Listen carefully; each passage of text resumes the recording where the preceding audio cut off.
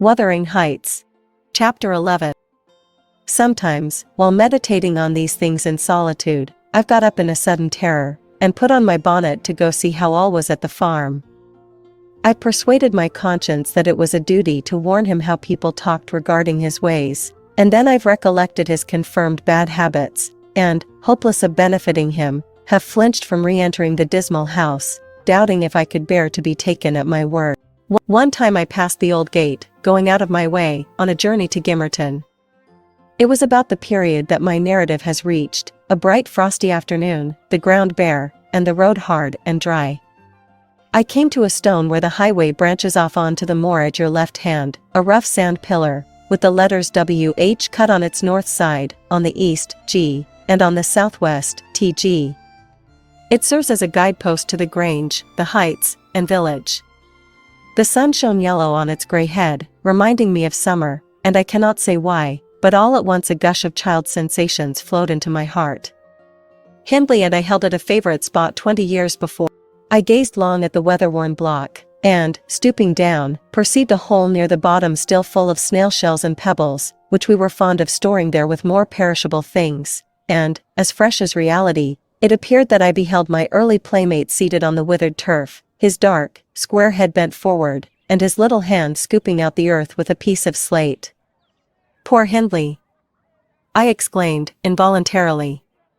I started, I was cheated into a momentary belief that the child lifted its face and stared straight into mine. It vanished in a twinkling, but immediately I felt an irresistible yearning to be at the Heights. Superstition urged me to comply with this impulse, supposing he should be dead. I thought, or should die soon, supposing it were a sign of death. The nearer I got to the house the more agitated I grew, and on catching sight of it I trembled in every limb. The apparition had outstripped me, it stood looking through the gate. That was my first idea on observing an elf-locked, brown-eyed boy setting his ruddy countenance against the bars. Further reflection suggested this must be Hareton, my Hareton, not altered greatly since I left him, 10 months since. "God bless thee, darling!" I cried, forgetting instantaneously my foolish fears. "Hareton, it's Nellie." "Nellie, thy nurse." He retreated out of arm's length, and picked up a large flint. "I am come to see thy father, Hareton," I added, guessing from the action that Nellie, if she lived in his memory at all, was not recognized as one with me.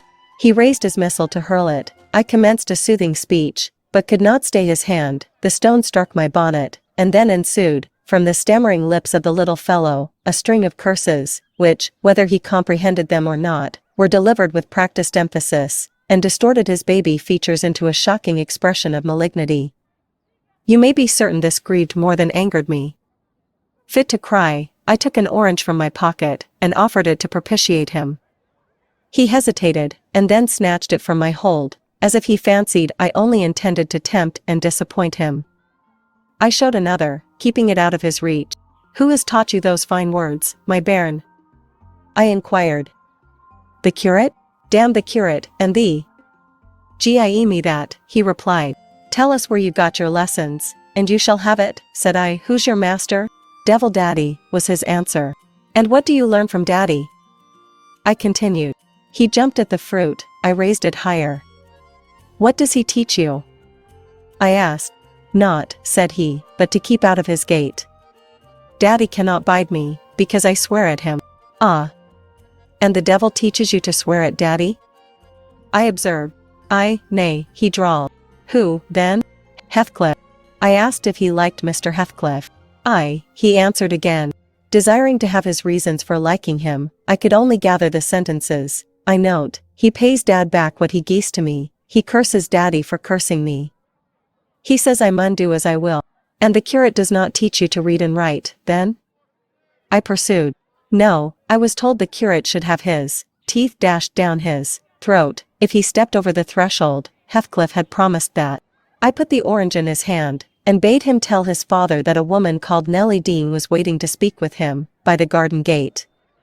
He went up the walk, and entered the house, but, instead of Hindley, Heathcliff appeared on the doorstones, and I turned directly and ran down the road as hard as ever I could race, making no halt till I gained the guidepost, and feeling as scared as if I had raised a goblin. This is not much connected with Miss Isabella's affair, except that it urged me to resolve further on mounting vigilant guard, and doing my utmost to check the spread of such bad influence at the Grange, even though I should wake a domestic storm, by thwarting Mrs. Linton's pleasure. The next time Heathcliff came my young lady chanced to be feeding some pigeons in the court. She had never spoken a word to her sister-in-law for 3 days, but she had likewise dropped her fretful complaining, and we found it a great comfort.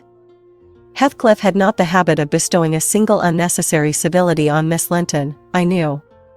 Now, as soon as he beheld her, his first precaution was to take a sweeping survey of the house front.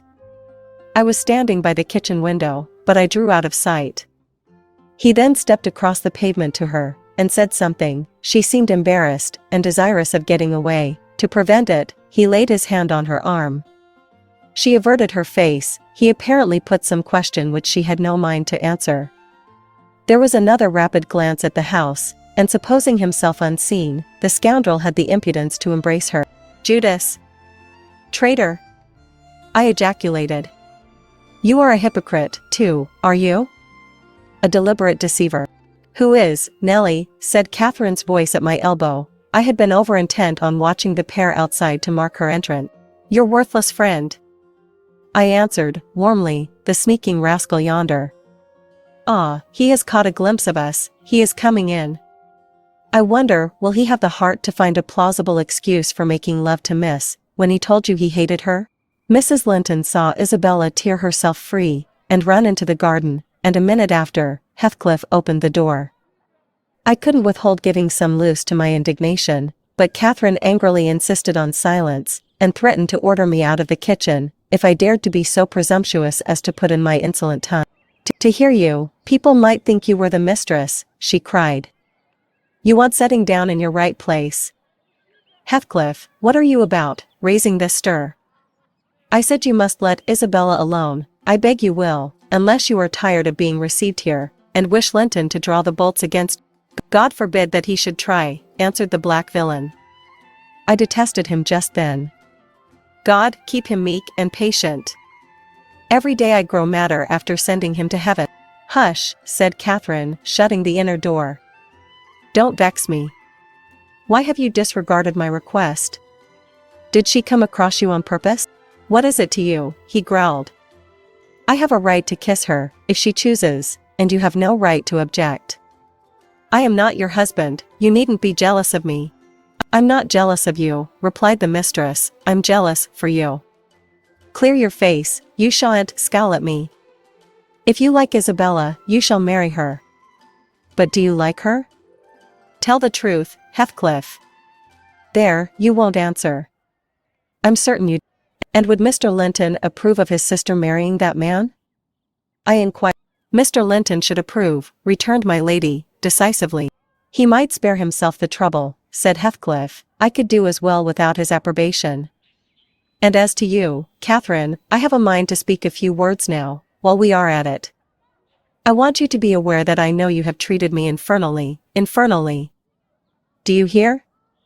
And if you flatter yourself that I don't perceive it, you are a fool, and if you think I can be consoled by sweet words, you are an idiot, and if you fancy I'll suffer unrevenged, I'll convince you of the contrary, in a very little while. Meantime, thank you for telling me your sister-in-law's secret, I swear I'll make the most of it. And stand you aside. What new phase of his character is this?" exclaimed Mrs. Linton, in amazement. "I've treated you infernally, and you'll take your revenge. How will you take it, ungrateful brute? How have I treated you infernally?" "I seek no revenge on you," replied Heathcliff, less vehemently. "That's not the plan.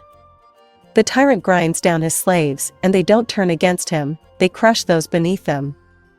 You are welcome to torture me to death for your amusement, only allow me to amuse myself a little in the same style, and refrain from insult as much as you are able. Having leveled my palace, don't erect a hovel and complacently admire your own charity in giving me that for a home. If I imagined you really wished me to marry Isabel, I'd cut my throat."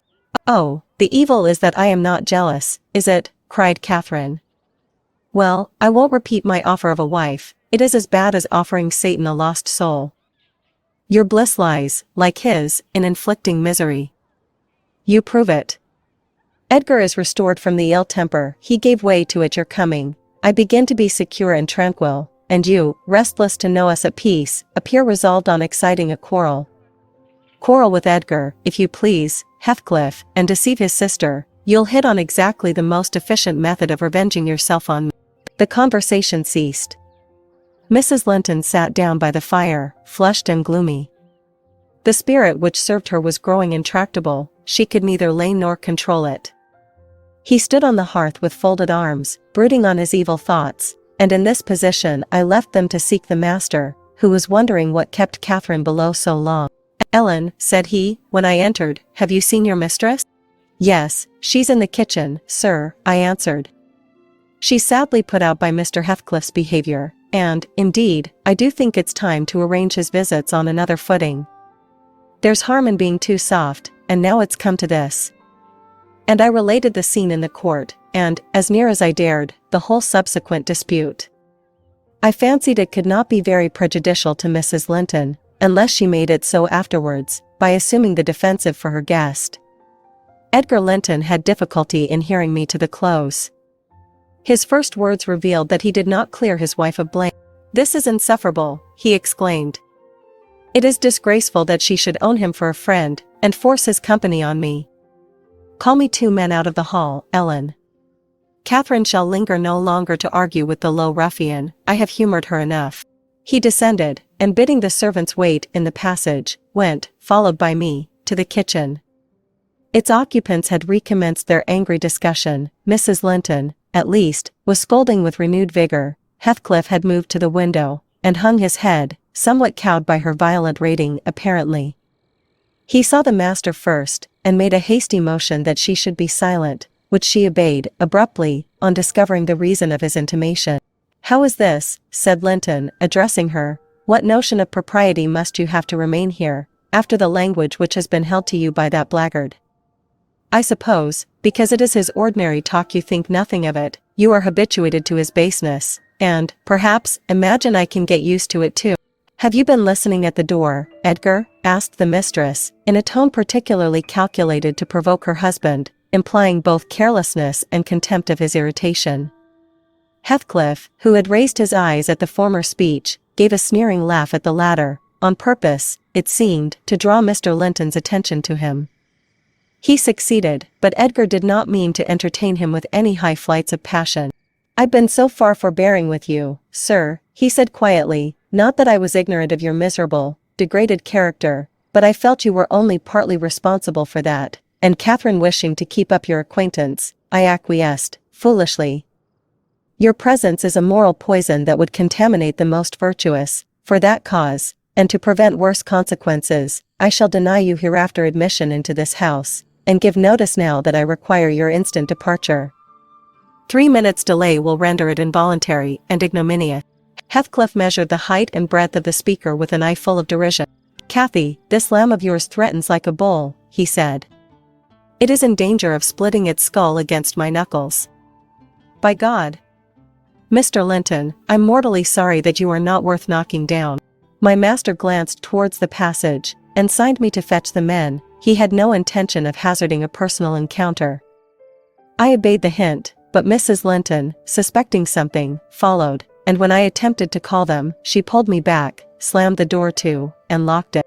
"Fair means," she said, in answer to her husband's look of angry surprise. "If you have not courage to attack him, make an apology, or allow yourself to be beaten. It will correct you of feigning more valor than you possess. No, I'll swallow the key before you shall get it. I'm delightfully rewarded for my kindness to each. After constant indulgence of one's weak nature, and the other's bad one, I earn for thanks 2 samples of blind ingratitude, stupid to absurdity. Edgar, I was defending you and yours, and I wish Heathcliff may flog you sick, for daring to think an evil thought of me." It did not need the medium of a flogging to produce that effect on the master.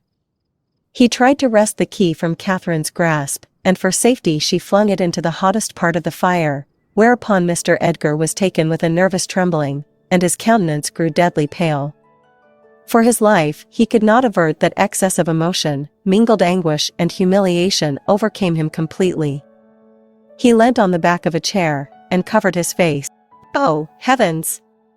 In old days this would win you knighthood," exclaimed Mrs. Linton. "We are vanquished. We are vanquished. Heathcliff would as soon lift a finger at you as the king would march his army against a colony of mice. Cheer up. You shan't be hurt. Your type is not a lamb, it's a sucking leveret."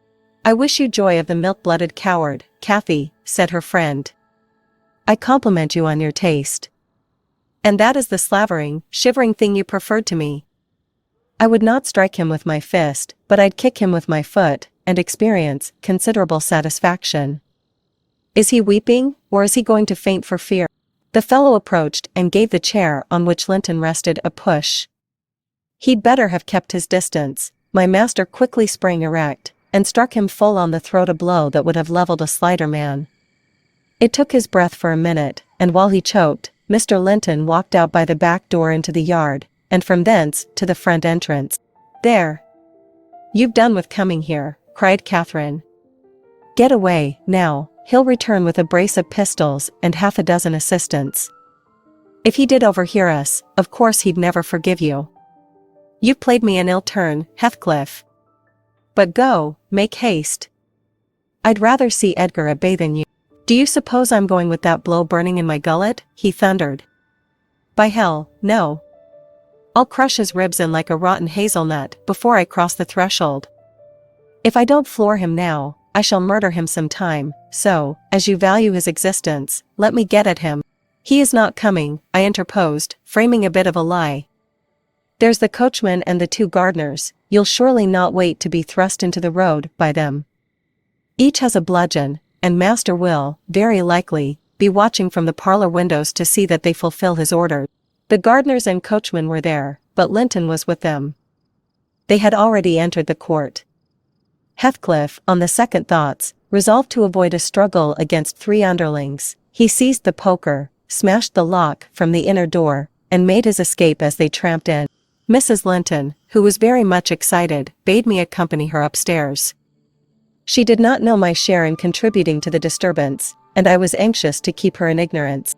"I'm nearly distracted, Nellie," she exclaimed, throwing herself on the sofa. "1,000 smith's hammers are beating in my head. Tell Isabella to shun me. This uproar is owing to her, and should she or anyone else aggravate my anger at present, I shall get wild. And, Nellie, say to Edgar, if you see him again tonight, that I'm in danger of being seriously ill. I wish it may prove true. He has startled and distressed me shockingly. I want to frighten him. Besides, he might come and begin a string of abuse or complainings. I'm certain I should recriminate, and God knows where we should end. Will you do so, my good Nellie? You are aware that I am no way blamable in this matter. What possessed him to turn listener? Heathcliff's talk was outrageous, after you left us, but I could soon have diverted him from Isabella, and the rest meant nothing. Now all is dashed wrong, by the fool's craving to hear evil of self, that haunts some people like a demon. Had Edgar never gathered our conversation, he would never have been the worse for it. Really, when he opened on me in that unreasonable tone of displeasure after I had scolded Heathcliff till I was hoarse for him, I did not care hardly what they did to each other, especially as I felt that, however the scene closed, we should all be driven asunder for nobody knows how long. Well, if I cannot keep Heathcliff for my friend, if Edgar will be mean and jealous, I'll try to break their hearts by breaking my own. That will be a prompt way of finishing all, when I am pushed to extremity. But it's a deed to be reserved for a forlorn hope. I'd not take Linton by surprise with it. To this point he has been discreet in dreading to provoke me. You must represent the peril of quitting that policy, and remind him of my passionate temper, verging, when kindled, on frenzy. I wish you could dismiss that apathy out of that countenance, and look rather more anxious about me.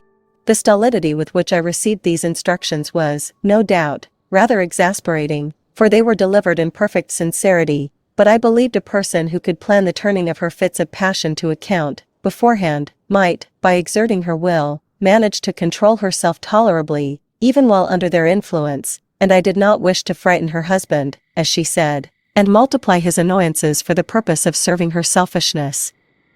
Therefore I said nothing when I met the master coming towards the parlor, but I took the liberty of turning back to listen whether they would resume their quarrel together, He began to speak first.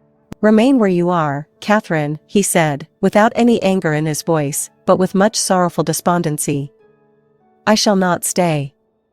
I am neither come to wrangle nor be reconciled, but I wish just to learn whether, after this evening's events, you intend to continue your intimacy with—" "Oh, for mercy's sake," interrupted the mistress, stamping her foot, "for mercy's sake, let us hear no more of it now. Your cold blood cannot be worked into a fever, your veins are full of ice water, but mine are boiling, and the sight of such chillness makes them dance." "To get rid of me, answer my question," persevered Mr. Linton. "You must answer it, and that violence does not alarm me. I have found that you can be as stoical as anyone, when you please. Will you give up Heathcliff hereafter, or will you give up me? It is impossible for you to be my friend and his at the same time, and I absolutely require to know which you choose." "I require to be let alone," exclaimed Catherine, furiously. "I demand it. Don't you see I can scarcely stand? Edgar, you leave me."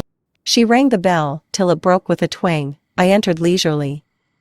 It was enough to try the temper of a saint, such senseless, wicked rages. There she lay dashing her head against the arm of the sofa, and grinding her teeth, so that you might fancy she would crash them to splinters. Mr. Linton stood looking at her in sudden compunction and fear. He told me to fetch some water. She had no breath for speaking. I brought a glass full, and as she would not drink, I sprinkled it on her face. In a few seconds she stretched herself out stiff, and turned up her eyes, while her cheeks, at once blanched and livid, assumed the aspect of death. Linton looked terrified. "There is nothing in the world the matter," I whispered. I did not want him to yield, though I could not help being afraid in my heart. "She has blood on her lips," he said, shuddering. "Never mind," I answered, tartly. And I told him how she had resolved, previous to his coming, on exhibiting a fit of frenzy. I incautiously gave the account aloud, and she heard me, for she started up, her hair flying over her shoulders, her eyes flashing, the muscles of her neck and arms standing out preternaturally. I made up my mind for broken bones, at least, but she only glared about her for an instant, and then rushed from the room. The master directed me to follow. I did, to her chamber door. She hindered me from going further by securing it against me. As she never offered to descend to breakfast next morning, I went to ask whether she would have some carried up. "No," she replied, peremptorily. The same question was repeated at dinner and tea, and again on the morrow after, and received the same answer. Mr. Linton, on his part, spent his time in the library, and did not inquire concerning his wife's occupations. Isabella and he had had an hour's interview, during which he tried to elicit from her some sentiment of proper horror for Heathcliff's advances, but he could make nothing of her evasive replies, and was obliged to close the examination unsatisfactorily, adding, however, a solemn warning, that if she were so insane as to encourage that worthless suitor, it would dissolve all bonds of relationship between herself and him.